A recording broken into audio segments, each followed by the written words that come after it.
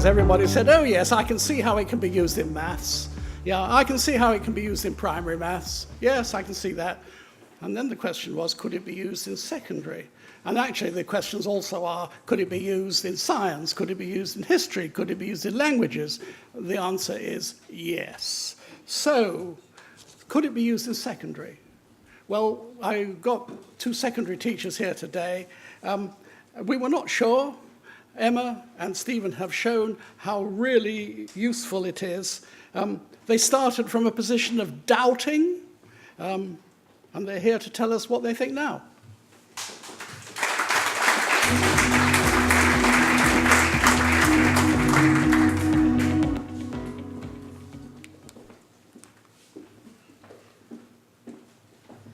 Right, first hurdle there. I've got the clicker working, Tony, so you must have worked your magic on it. Thank you for those kind words. We're not from anywhere quite as exotic as Atlanta. We're from Lancashire, and I just want to... Hey, well, that's a good start, isn't it? And I just wanted to give you a little bit of context, really, about the school. Not that it's absolutely essential, but it is quite important. Before I start, though, we had a bit of a dilemma when we came in here. We thought, how are 2 of us going to stand on this platform? And we thought, do we go like this? And we thought, well, that might be a bit distracting. So we worked it out. If Emma stands there and I stand here, it's perfect height. So we might have to move the mic a little bit. So this is how we're going to present. So we're from, as I said, Lancashire. The school we're from is Ribblesdale High School. It's a comprehensive school.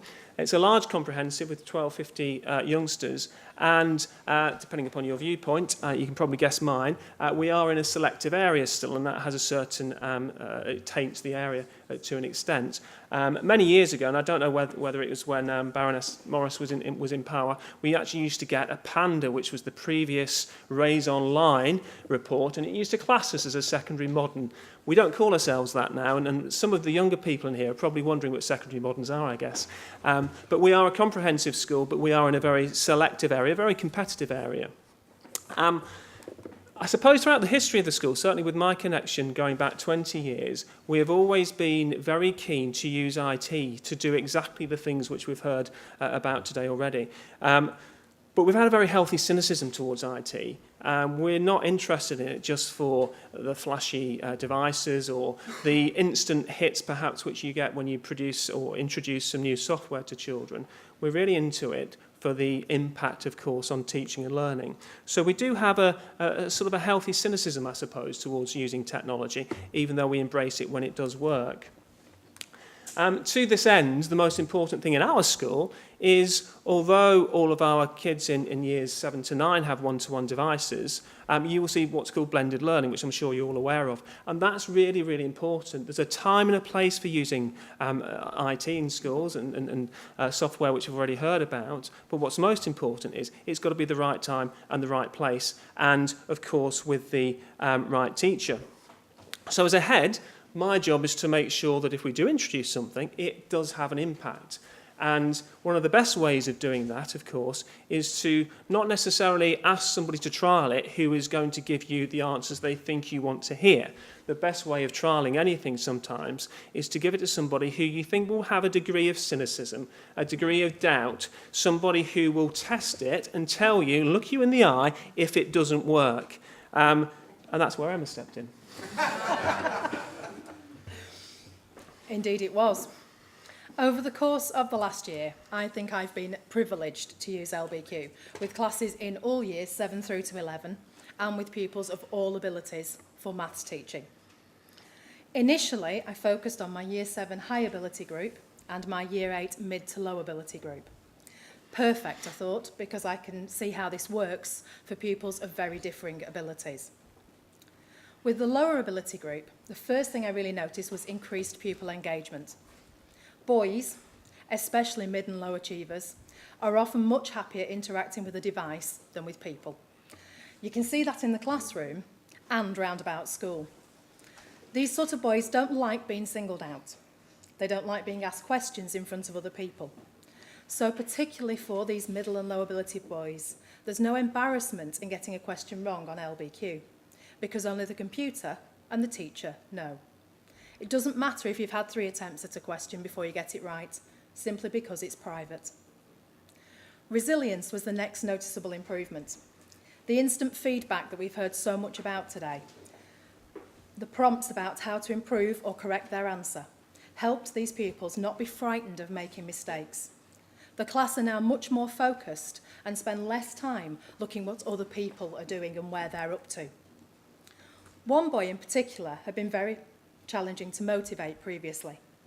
His homework showed me understanding, so I knew he was capable, but it was taking forever for him to put pen to paper in a lesson. He's so much better with LbQ. It spurs him on and he races away.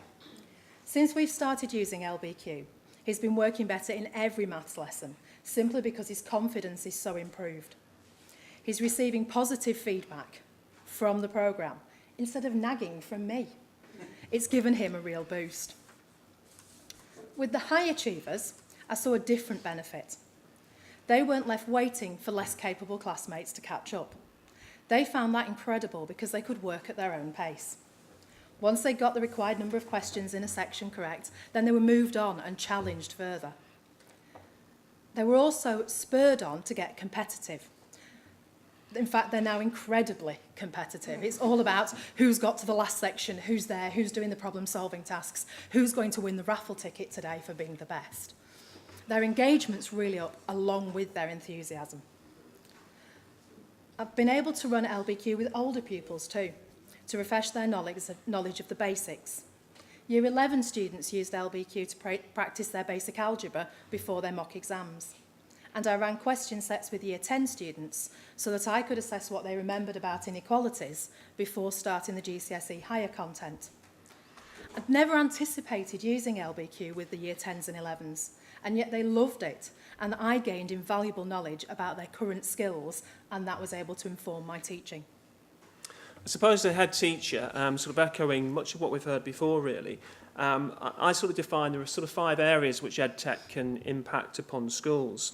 One, of course, has got to be the quality of teaching and learning. The second one, as we've heard already, is the positive impact on digital literacy. Their engagement in their learning, of course. Fourth, the sort of effectiveness and the efficiencies across the whole school, not necessarily just in the classroom. But as Estelle pointed out, lastly, is the potential reductions in workload. And I absolutely take that point. It's not just about getting rid of workload and that area disappearing. It's also about ensuring that that time is used most effectively to actually inform future teaching and learning. We have been incredibly impressed with the impact it's had, certainly in our school, on workload and how that's enabled Emma's time to be used even more effectively in the classroom. LbQ has reduced my workload and my planning time, particularly because I'm marking less. That's given me more time to focus on the planning, on how I'm going to introduce a new topic, on producing exciting resources, activities that we can use, games, other activities. In the past, I would have perhaps spent a lot of time producing 3 or maybe even 5 different worksheets for a class so that I could thoroughly differentiate. That is just no longer necessary. The question set does that for me. I can run different question sets at the same time, and even just using one question set, the pupils will move through at their own pace, appropriate for them.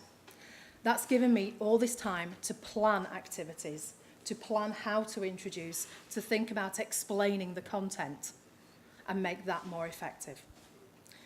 It hasn't just reduced the time I spend marking and planning, but changed the way I do it. I now start by thinking, what do I want to cover?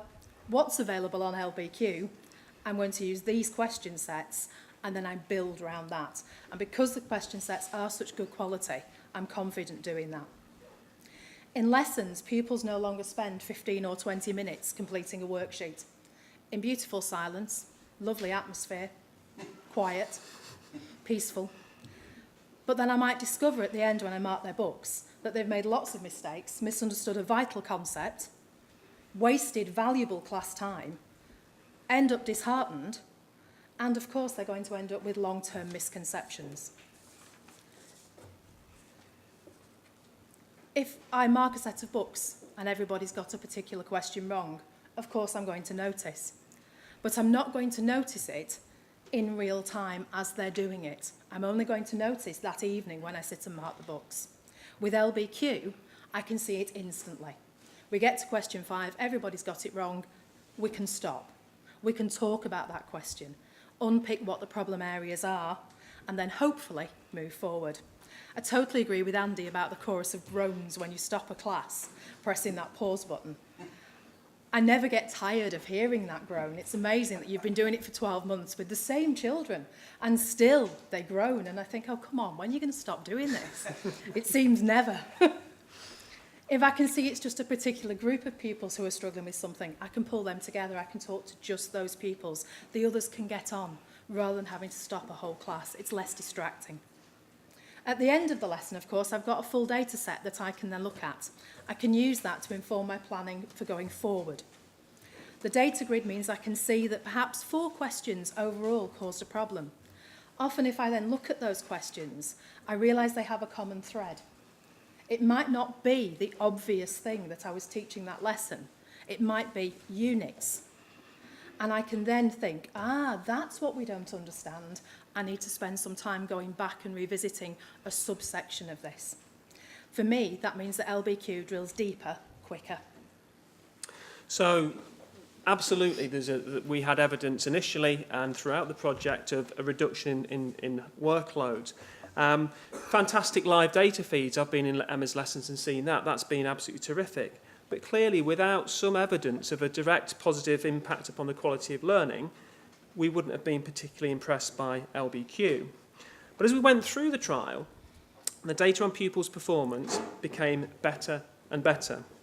And as Professor John Hattie says, and I know there's lots of people maybe in the room who question some of the things which John Hattie says, but one of the things which he places a lot of emphasis on, which we do, and this goes back to what was addressed earlier, is one of the most important things teachers can do is about knowing thy impact. Not just knowing the outcomes, but knowing the precise impact of what they're doing in their classroom. So we spent lots of time looking at this, and during this period, Emma has become more and more skilled at actually when she intervenes and how she uses learning by questions. So the impact on results. When we ran assessments at Easter last year, 38% of that Year 8 low ability class had already reached their end of year target. A staggering 48% of them, very nearly half, had actually exceeded their end of year target at Easter. For me, that's incredible. As a result, a nice payoff, I had a lovely parents' evening. Our pupils come to parents' evening with their parents, and usually it's like getting blood out of a stone and trying to get them to tell their parents something they've been doing and what they've enjoyed in maths. However, this year, Year 8 were glowing. They couldn't wait to share their progress. They couldn't wait to tell their parents about things they've been doing, how much they enjoy coming to maths and how much progress they've made. I don't mind admitting that I was filling up that evening, and the parents were absolutely blown away. Another key aspect has been behaviour. Looking at the behaviour log for that Year 8 class, they've had a total of 71 incidents recorded in other lessons, in other subjects. In maths, on the other hand, I recorded no behavioural incidents in any of their lessons last year. And can I just interrupt? I'll just interrupt there. Emma does give behaviour sanctions. She does do that, and in her other lessons, I'm not saying there's lots of them. I'm known for being quite strict, I think, really. So, yes. That's important, people. It is. So it's obviously working with that Year 8 low ability group, but does it really work with our high ability pupils too? In that same Easter assessment, that Year 7 high ability group, 50% of them exceeded their end of year target, so very similar results. That for me was significantly better than the 29% of the parallel class who hadn't been using LbQ. So that's a brief summary of where we've got to, and I suppose the next question, the obvious question, is where are we going to go next? That's it, that's where I've got to point it. Just to the head, if anyone wants to know who's coming after me. Near the aeroplanes is where you've got to point it.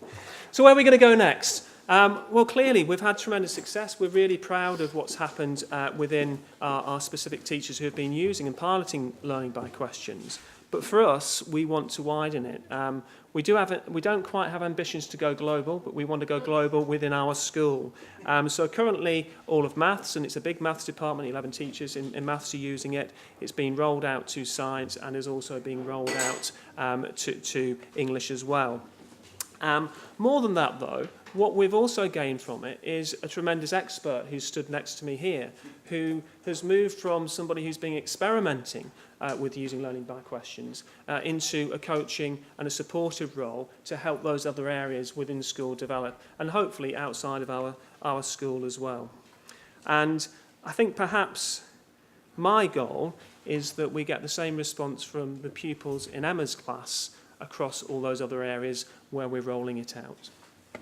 I'd like to finish just by sharing with you one of the absolute highlights of my 21 years of teaching. This happened last summer during a careers talk with my form group. The visitor opened his talk by asking the class who enjoys maths. Quite a lot of my Year 8 low ability group were in that form, and they all put their hands up.